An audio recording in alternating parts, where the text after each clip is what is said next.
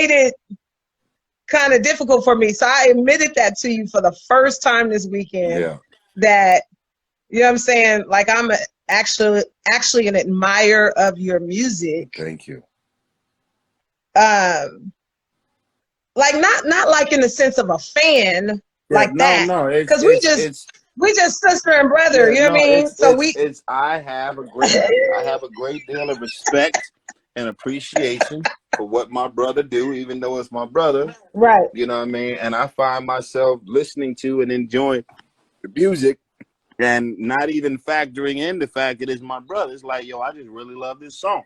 And And you know, yeah, and even tonight listen, while you it's were almost like being the Mhm. brother of Will Smith and still allowing yourself to go watch a movie starring him and be like, yo, I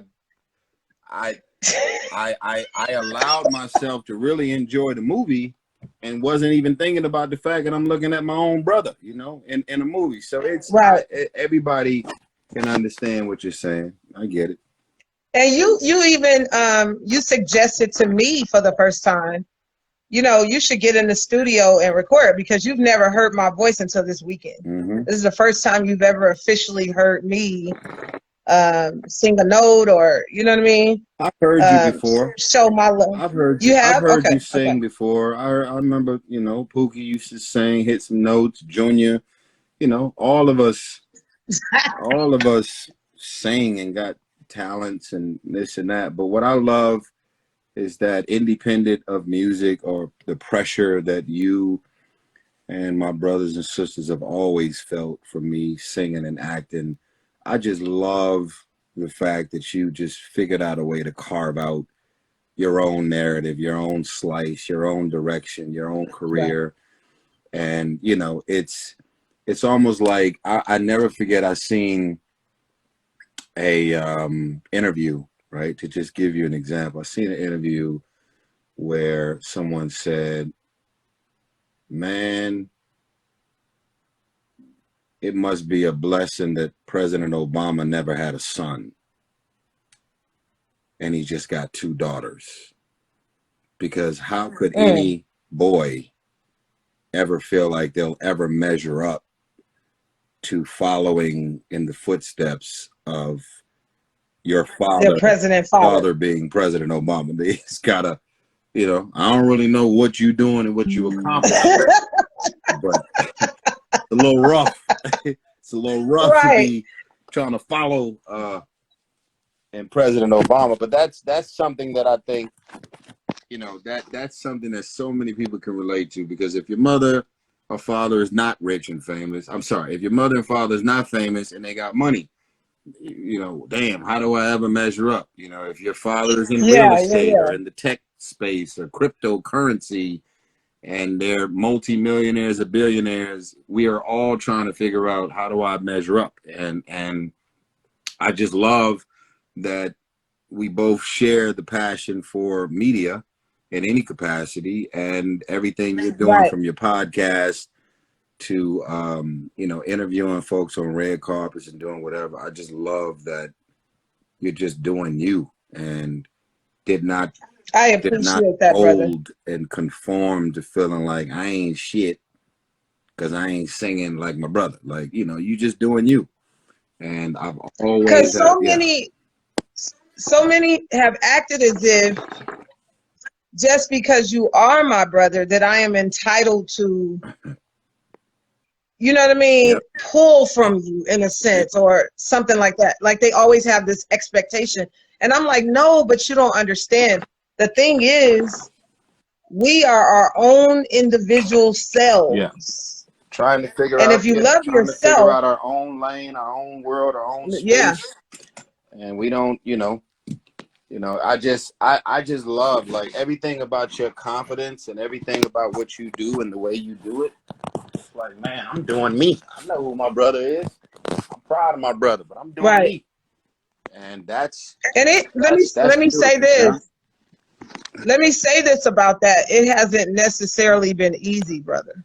Okay, tell me about it. Let me tell you in the sense of, it will never be easy. There was a time where I lived in Las Vegas. Yeah. Right? And people like Salt and Pepper or different industry artists would come through there sometime, and I would get an exclusive interview with them. And I was just as excited. It didn't matter who my brother was necessarily at that moment. It was more like, dang, let's get this interview. You know Right, what I'm saying? right. Let's Talk get about this exclusive right now so we can, you know what I'm saying, have these moments. And thank God, I want to talk about this too. Thank God I have my husband that works with me, who is an in-house camera guy, right, if you know what I mean. right. Because when you're doing this kind of job as an industry person, you have to have team members that are like-minded, that, you know what I mean, Yep. want to win as well at the same time. You got to have like-minded team members around you Right. that Absolutely. want to win. You know what I'm The saying? greatest champion. Absolutely. Because there's a lot of hours involved in this. Sometimes you don't get a lot of rest. Sometimes, you know, you're traveling, you know, and then people are Your husband's always last name is opinionated. Bell, huh? Yes, sir. Somebody just wrote Eddie Bell, good man. Yep, they know him. Yeah, Yep. yeah, Oh, that's cool. Somebody knows him. That's what's up. yeah. That's what's up. He's always had that camera, because people want to know how did you get your promotional photos done and this and that. Yep. It was always because my husband has been right there taking pictures of Holding it my down. moments. Holding it down. Yep.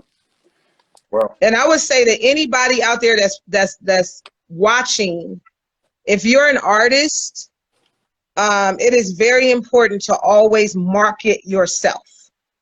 You know what I mean? Market yourself. It doesn't matter what level you're on. You always have to have great quality photos. You have to put things in packages and put it out there. You know what I mean? You got to market yourself. You still got to market yourself, right, Tyrese? absolutely.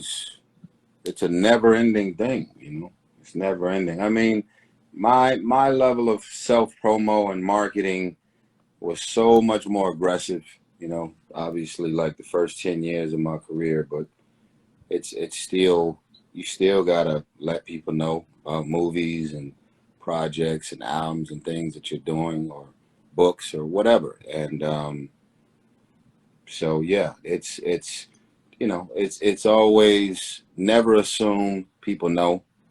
And that's kind of it, really. I got another question for you that's very important. Um, what gave you an interest in movies? Because you were at first, you were a recording artist, you know what I mean, and in the music, on the music side. And we know that the first initial launch was that amazing Coca-Cola commercial that you had from the beginning of your career. And I remember we were talking about our mom, rest in peace, Angel. Her and I saw your commercial the first time together while I was at home with her. And that was your first initial launch into the business as a kid, from the Coca-Cola commercial. Yeah. So you've always been in the music lane, but what gave you the interest to go into the movie lane? It was all John Singleton, you know. John Singleton basically, he basically pursued me for like 5 years and would not take no for an answer. Every time I tried to say, nah, you know, I want to stick to music. Music is my love, my first, my that, you know, he just wasn't having it. So, and thank God, you know, sometimes people see something in you that you may not see in yourself. And Right. that's definitely the story of John. And I'm forever indebted and forever grateful that, you know, he figured out a way to get me into acting. And yeah, I got like 9 billion in box office receipts on my name.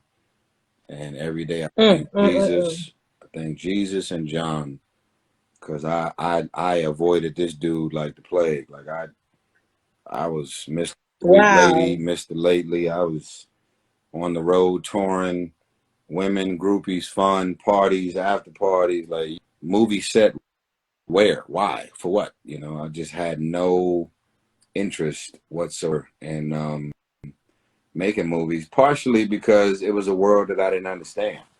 And, you know, it's like I didn't have anybody in my family that can sit me down and say, yo, you should do this. I've been doing this for 10 years and blah, blah, blah. So it was so unfamiliar to me. And I really felt like it would compromise my music career if I had started acting. So I was just avoiding it. Then the weirdest thing is that, and this was like something really stupid, but Oh God, what are you about to say, Lord?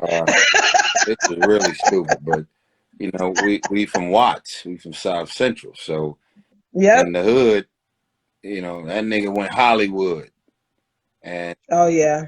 so that was one of my biggest fears. But then when I started doing movies, the reason that I said yes to Baby Boy, because Baby Boy was a hood movie. Oh, I got you. It wasn't in my mind, it wasn't Hollywood, even though it was. I was like, yeah, I'm in Hollywood, but I'm doing a hood movie. So none of the niggas from Right. the hood is gonna talk shit. But then after I got in the game, I realized that Hollywood, or that nigga's Hollywood, or he think he did. It's what they say about people. They don't say it about me. They say it about people that's like bougie, arrogant, cocky. You can't talk to them. You know, they think they bigger and better than everybody. So it's more like they say that nigga went Hollywood when they're talking about arrogant people who are not humble, who are not grounded, who are not approachable, and all that type of shit. So, you know, I know what you if mean. I'm Just that if I'm judgment ever and not approachable, it all depends on the environment, the situation. If I'm walking through an airport and somebody walk up trying to have a full conversation, my brain is like, yo, I got to keep moving because Crystal. you is going to now turn into 40, 50 people, and it's going to turn into a whole lot of attention that I don't want while I'm in a public place. So, Right. I got another very, very important go ahead. question. How did you deal with the passing of Paul Walker? Um, hmm.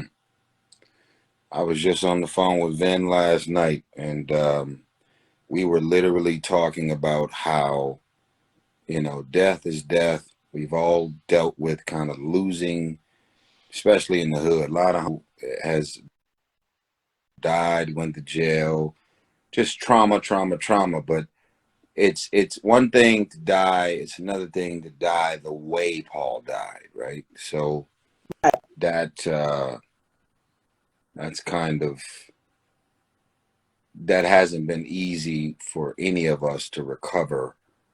You know, he car crash. You know, he was supposedly still alive on impact, and then car just kind of engulfed in flames and blah blah blah. So it was just like the nicest person in the world. He didn't just Right. pass away; he died like that, and that's the part that has been very very hard for us who knew him to recover from dealing with that tragedy. So yeah, Which now also we're at this place where we just lost our mom on Valentine's Day. And I was telling somebody this morning, I'm like, not only did we lose her, but we actually saw her die, yeah, which takes things kind of to another level. And life does not prepare you on how to like deal with a tragedy like that. Like life does not give you a handbook and say, here, yeah. you know what I'm So there's no saying? heads up. This is how you There's no up. There's no, you know, there's no book you can read. Like, no. and then even if you read a book, you'd be like, wow, you know, that's thank you for the heads up. But then it still becomes an individual experience to experience something that dark and traumatic. So me and my sister that's on Instagram with me right now, this is Shantae Gibson, for everybody logging, from day dot childhood. It was 4 of us: Solyndra, Shantae, Tyrone, Tyrese. 4 kids. I was the last child. I was the baby boy. My mama actually got her tubes tied after giving birth to me. And wow. Yeah, crazy. So We she could have said no. were there. And I'm gonna tell you something. This might be selfish of me. I don't know.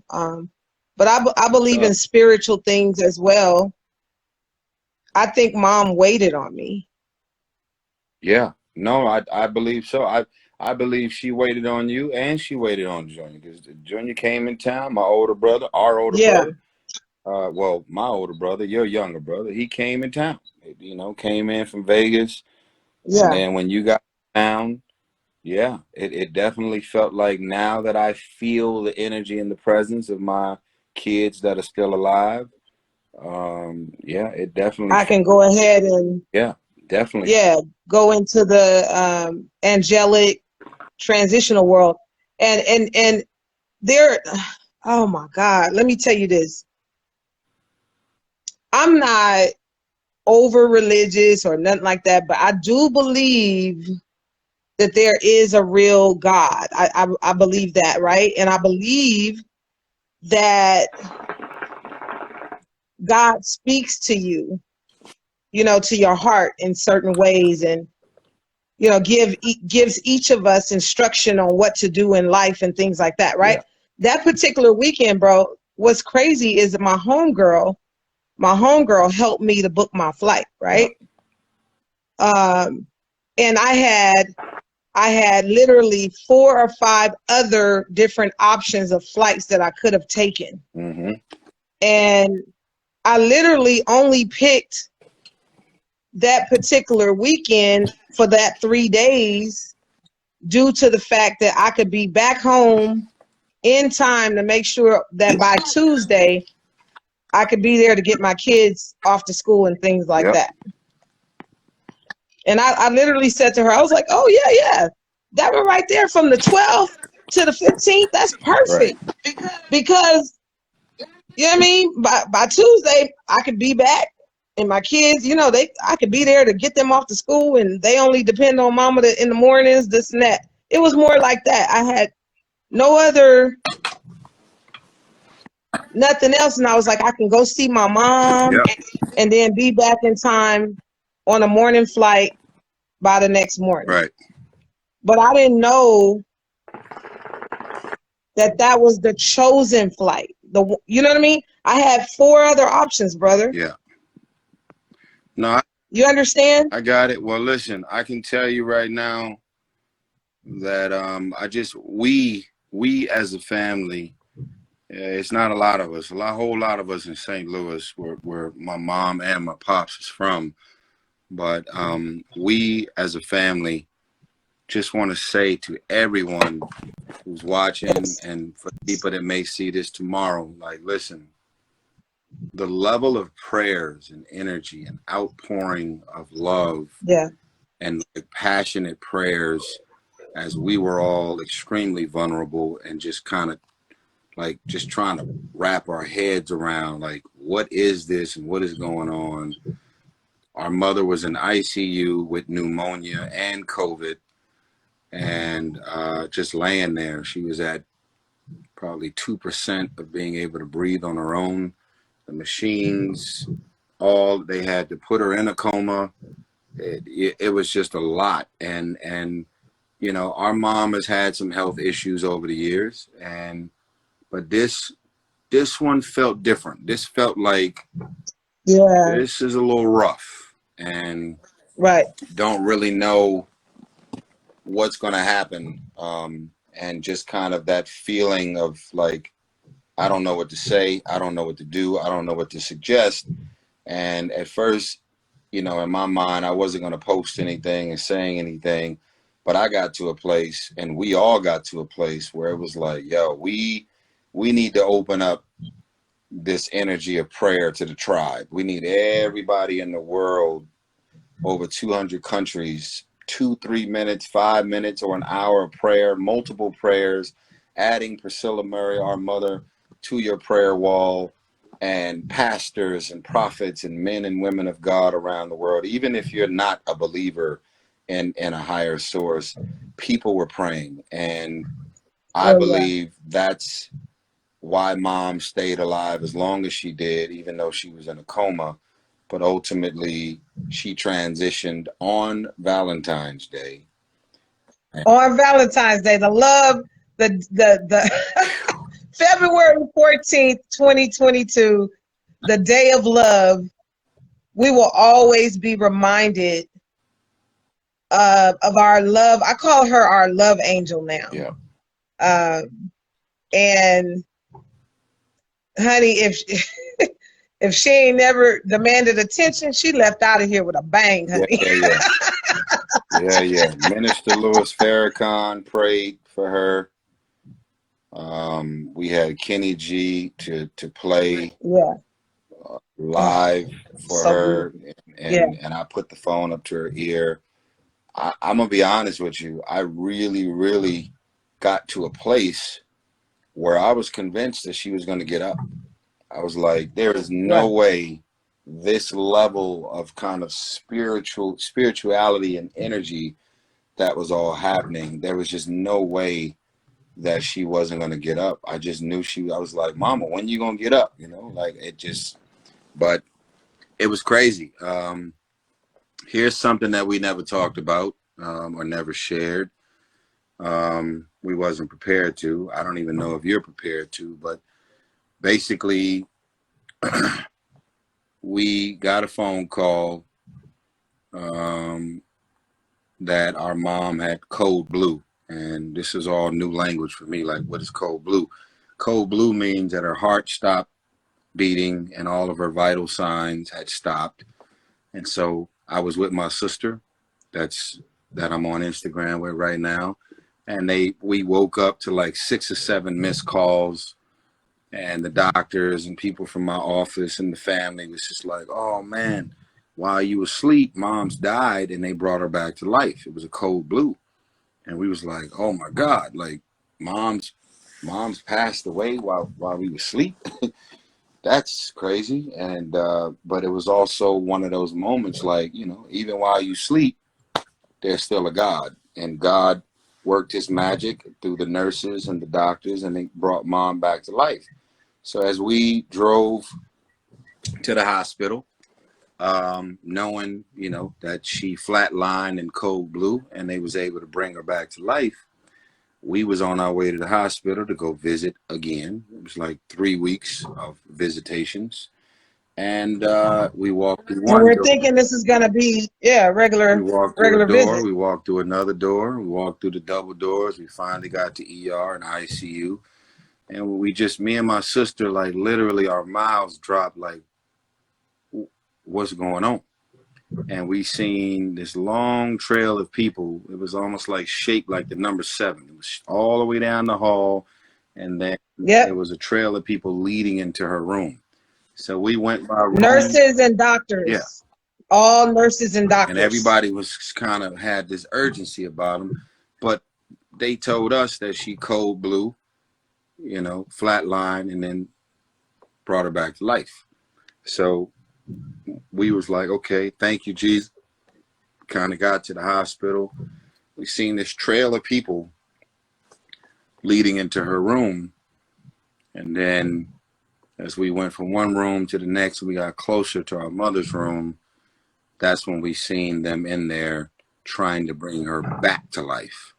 And we'll spare all the details on that. But after me and my sister ended up crying, bawling, just kind of going crazy, walking up and down the hall, freaking out. Yeah, we lost it. Yeah, it was like, just like any other person that would see their loved one pass away right in front of them. Yeah. But it was they were trying to bring her back to life after her second code blue.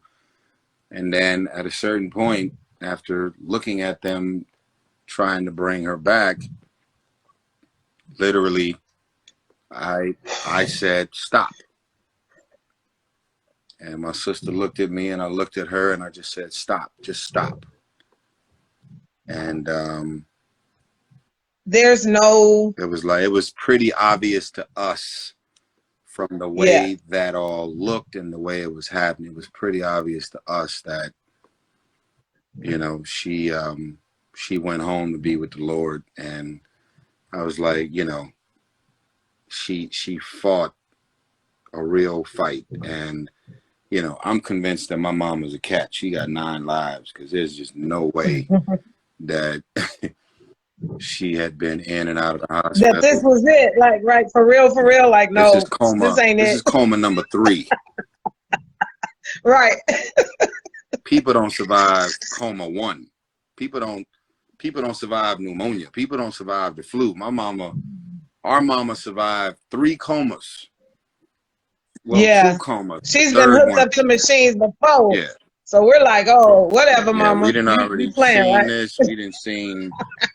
We didn't already been through this painful process of trauma and just whatever. But it was like, that's why I, you know, it's like praying and hoping and like she gonna get up, because she got up from another coma. And then the realization that this is it was pretty crazy. It really kicked in. And that's when we just held each other as siblings. It was a beautiful pain moment. Like you said, I mean, I thank God that we were there together at that moment, because I can't imagine you going through it by yourself or me going through it by Yeah. myself. No, we didn't want to get that. We didn't want to get a phone call. There was No, something. we literally There needed. was something there was something about us being there together. Although we wish our brother was there, you know, as well. But there was something about us being there to cry and bawl and kind of react and have the moment that we had that gave us this overwhelming sense of peace and accepting the reality that, damn, you know, it happened. This is it. I don't think I would have had the peace of closure that I ultimately had if she had died while we were asleep. So the fact that she went cold blue and came back to life, and then we kind of walked in on a cold blue, and then I ended up And we experienced it together. It was at that moment. Let me say something else that was very interesting. Before the situation with the cold blue, mom's body, due to circulation and things like that, had been kind of cold. Like her hands were cold before that, all of that. But what's so interesting, brother, after she took her transition to glory, her whole entire body went warm. Yeah. Her hands were warm. Yeah. I've never experienced anything like this, but when I touched my mom's body after her death, and we got our time of just spending time with her after the fact, yeah, after that transition. We was in the room with our mom together for about an hour and a half. No doctors, no nurses. They closed the curtain. We was just in there with her by herself for an hour and a half, and just was able to say everything. We prayed, we talked, we kissed her, we hugged her, we cried, we gave our final. You even said we did everything. Your hands look like her hands. Yeah. You even said that. Like, that was very interesting to you. That, oh my God, I never noticed that my hands, the back of my hand, actually I was looking at like my knuckles, hands. and I'm like, my knuckles is the same as mama's knuckles. Right. Yeah. But we had a beautiful moment to spend with her after the fact. And since then, I'm gonna tell you something that's been interesting. I've been getting entrepreneurial visitation just dreams. Said something very informative. I hope I can go back to the comment. Damn, how do I scroll? Okay. Do it. Oh, let me see. Let's see. Oh my God. What happened? What just happened? She said she's explaining she was explaining why Mom's was warm after she transitioned. She was Oh, okay. cold before she transitioned, but was warm when she transitioned. I'm sorry, Aventer, I can't even find the comment. I don't know how to get back to it. Let me see. If you could just maybe re-comment it, maybe restate it. Is that a word, brother? Yeah, I don't that's know all if right. that's a word. Look, I'll make up words all the time. Re-comment, re-spark. Can you re-comment it? Oh, there it is. If you can recite that quote or comment. Yeah. Oh my God. So yeah. So I don't know. I just Yeah. we're being very transparent right now. This is a place of vulnerability, transparency. Yeah, but we also want, I think, if you could freak everybody out and invite them in to be a part of the prayer and the trauma and oh my God and the worry, then I also think it's fair to everyone to say, hey,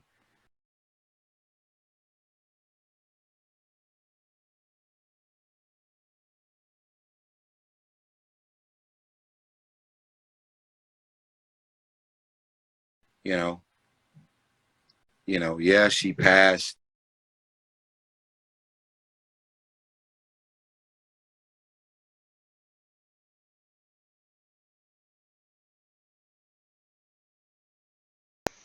No, people I don't know.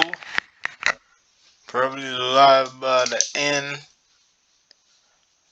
Let's see what happens again. Oh no. Party, 6 people from my office or 6 people in my family caught COVID and died. And so we are not the only ones who have experienced Damn anything six. this abrupt or abrasive or painful. And so it wasn't just about us praying, but it was about us just really letting y'all know that we are feeling everything that you're feeling. So do you guys feel everything that we were feeling? And it was just a mutual thing. And that this season of COVID is just it's a tough time, overall for a lot of people. I don't know why this camera is loading like that. I'm in the same spot. But yeah.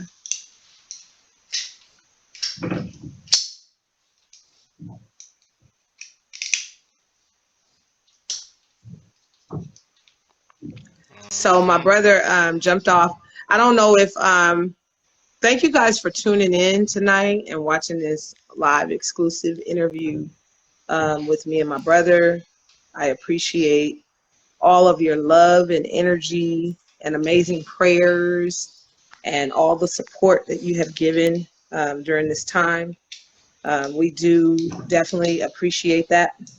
I'm gonna go check on him, and he got to get back to the recording studio. He actually took a break in the middle of his recording session to give me this exclusive.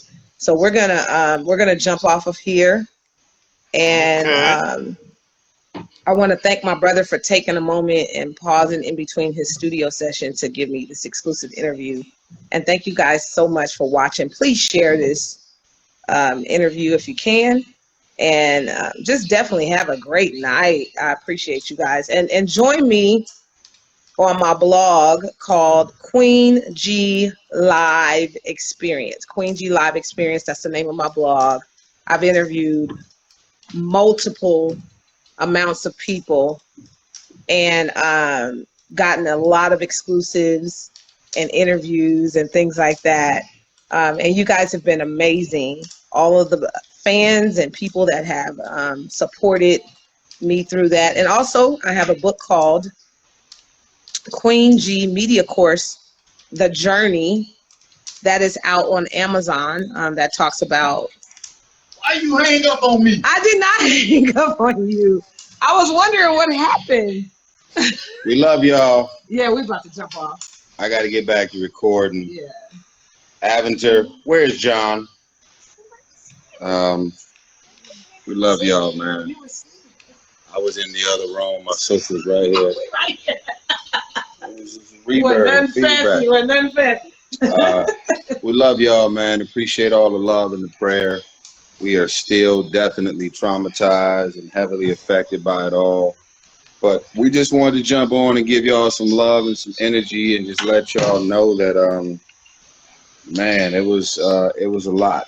And we just appreciate y'all in every way, every moment, every prayer that y'all extended. Y'all didn't have to, you know, we all going through something. We gonna be praying for your mama, folks. So the fact that y'all prayed for us and gave us love and energy, we just wanted to show y'all we appreciate you.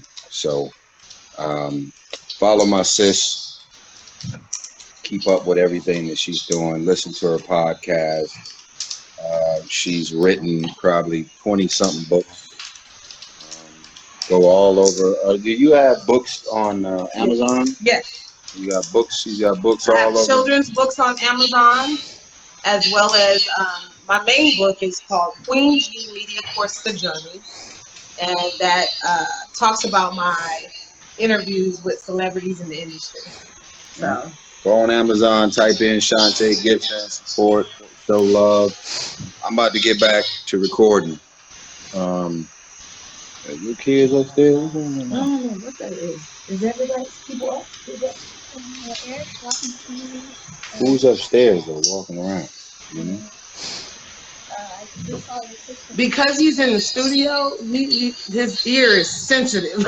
He hears everything. It sounds like Brandon is upstairs playing Oh, food, like basketball. basketball or something. Is he in the All right, y'all. Bye, y'all. Good night. This house got 6 stories in it. I'm like, everything through the wall. Right. Love Oh, y'all. and real quick, thank you for supporting my brother's, music. Oh man, you gotta get it. I love Black Rose album. And this new album, What I'm talking about. I'm Love y'all. bye y'all. Peace. Good night. Yeah, this was pretty nice. You can still see the pain in Tyrese's eyes, and how he feel losing his mom. And he's the youngest one. And you know how moms be very attached to their youngest child, so, you know. And you may not see the same hurt in the sister eyes or on her face, but I'm sure she is hurt. Like, that's just natural for a lot of us. Like the pain doesn't show, but yeah, you say the wrong thing, then you'll see that pain come out and you'll feel it. So rest in peace to Tyrese mom, and condolences to all their family, and all the blessings and best wishes and prosperity goes out to them and all who have lost a loved one or close one during the pandemic, or since recent, or ever. If you lose a loved one or someone close ever and you can relate, you know, many blessings and prosperity to you, bro or sis, you know. And I wish everyone all the best and prosperity for a new year and into the future, you know. Safer, peace and love, guidance, happiness. Yeah, no hatred, no war, no violence. Stop the war, Russia. End the war, Russia. Vladimir Putin. Hey.